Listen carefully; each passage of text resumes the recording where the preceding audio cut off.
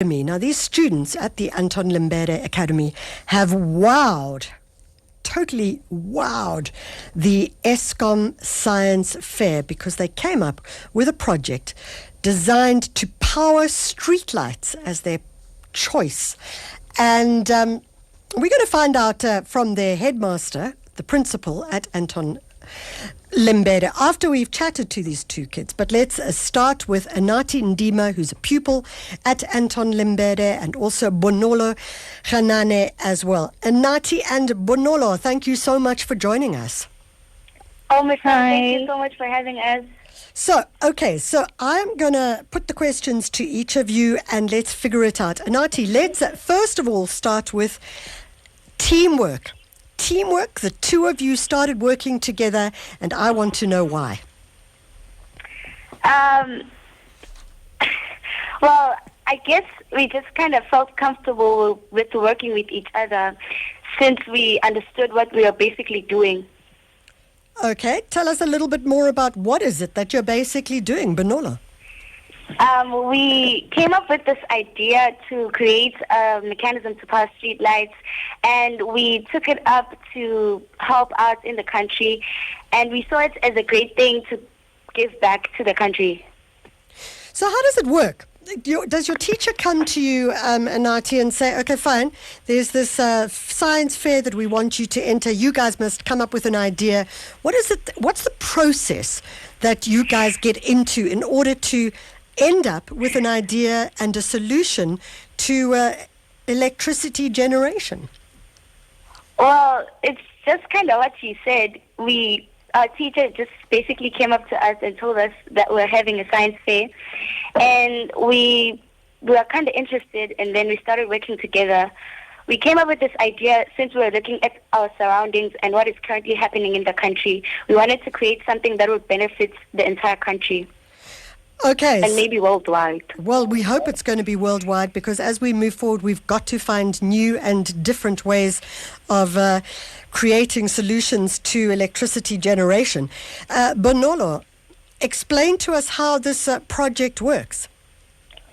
So basically, this project works by using a renewable source of sustainable energy, which is like solar energy. Yeah. It'll be pumping it from underground water or any other bodies, and storing it in a tank. Then the tank will basically release water and recycle it, and it will pass through a generating system where it will be turned by large turbines, and it will be turning the kinetic energy of water into electrical energy. So we'll be playing with our geo ratio so that we can get more revolutions per minute. What's the geo ratio? So a geo ratio is basically how much turns that we can get per minute according to how much the turbine spins and how many teeth we can put onto the turbine. So the less ratio that we have of teeth on the turbine, the more it can spin. Aha. Well, thank goodness you understand that, because I don't know if I would completely understand that, Bonolo. But that's why you guys are in science and I'm not. So, carry on.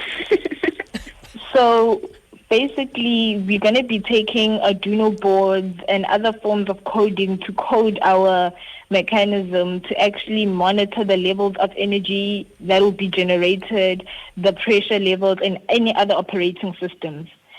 Then, after that, it will be able to power street lights, highways. Just imagine being able to drive from Durban all the way to Joburg with power generation of street lights. That would be kind of amazing. I say. Then after consulting our engineers that we've been working with, we found out that our power generation is too heavy for the scale that we're working with. So we can extra further our generation of power to other industries and sectors instead of using coal generation, as it affects us globally and everything. Yeah. So, Anathi, I do want to ask you, when we talk about this, we are talking and assuming that you will have water in order to generate electricity. What happens as we move into a future which becomes more water scarce?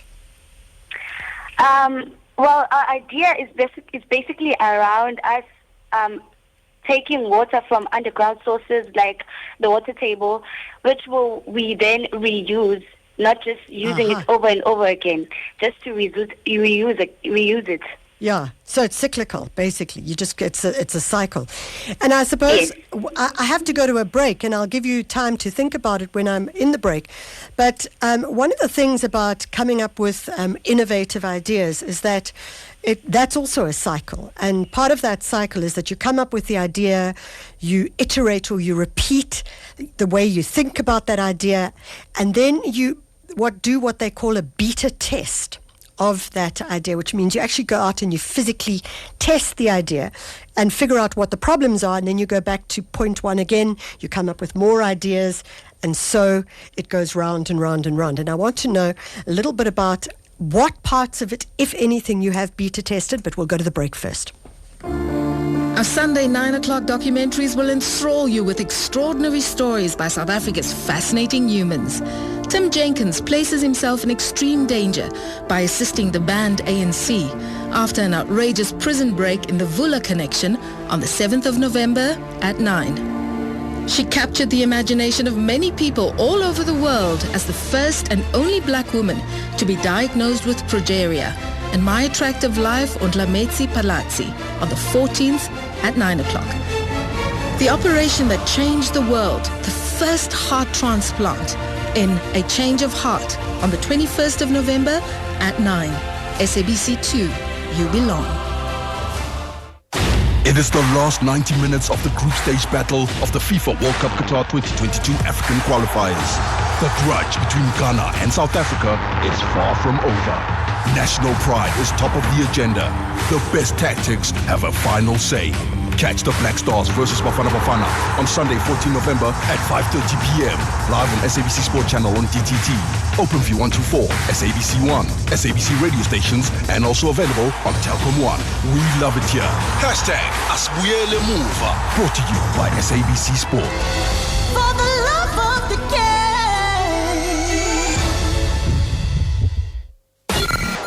At SAFM Radio and at Mesh Constant on SAFM.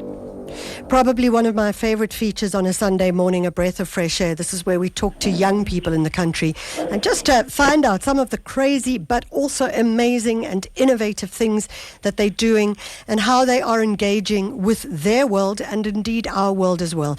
On the line we have Anathi, Ndima and Bonolo Kganane, who are two students from the Anton Lembede Academy in KwaZulu-Natal, doing some really interesting work for the science fair, the International Science Expo and the like.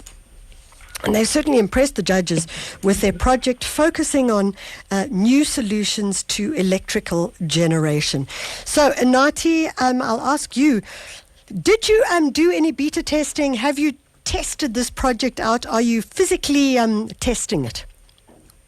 Yes, we are, and we are currently building another prototype for this project. Okay, how are you building that, Bonolo?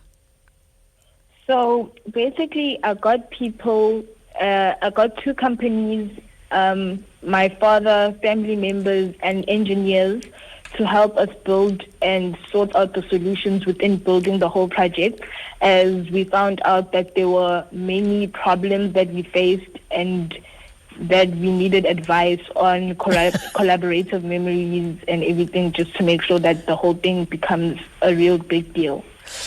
So you actually approached your broader family, your community, and said, listen, I need advice on this. I need you to advise me. I need you to be my institutional knowledge and my consultant on this. They must be loving that, hey? True. I have a suspicion that you probably have to sometimes swat your father away because he just wants to work on the project all the time. Too much, especially on the weekends. Bonolo, your father just wants to work on it on the weekends because he loves this idea so much. You must be careful he doesn't steal it away from you guys, because this is big for you guys, eh? Yeah. Okay, so I suppose in closing, Bonolo, Anathi, you guys are doing amazing work, and I want to pay a little bit of credit to the fact that you ostensibly come from a very interesting school that is named after a very important person in our country's history. The Anton Lembede Academy is named after Anton Lembede. What do you know about him, Bonolo? So I know that he was a hardworking person who took into focus with things that he did. He didn't necessarily have time to actually play around with stuff, but was always focused and determined with the work that he did. I knew that he was a person with a broad mind, and as a result, I am also walking in his footsteps with my partner. Well, I hope you do walk in his footsteps. Anathi, are you also walking in his footsteps? Yes, I am definitely. Fantastic. They're big boots to fill, but I have no doubt that you guys will fill it with grace and graciousness. That's Anathi, Ndima and Bonolo Kganane of the Anton Lembede Academy. And we thought we'd get a quick soundbite from their principal as well, just to find out about the processes, that the way they're working, etc. Short one, Dumisani Sibia. As Anton Lembede MST Academy, we are very excited about the achievement of two of our students, Anathi and Bonolo, who received a gold award in the International Expo for Science, which was organized by Expo. We believe that this achievement will motivate other students to believe in their dreams. We also wish to take this opportunity and thank the support that they received from their teachers, more especially Mr. Shumba, and also believe that this idea is going to assist in solving some of the problems that we have as a society and as a country with regard to electricity. For them to enter in a competition of this magnitude for the first time and receive a gold award, it is indeed a very big achievement. And we want to wish them good luck in their achievement as well as in the success of their project, as they are going to mold it further to achieve what it is intended to do. Well done, my little girls. The Anton Lembede as an institution is fully behind you. Thank you very much. 8:27, time for us to move into our last story of this half hour, and such amazing stories to really engage with and concentrate on as well.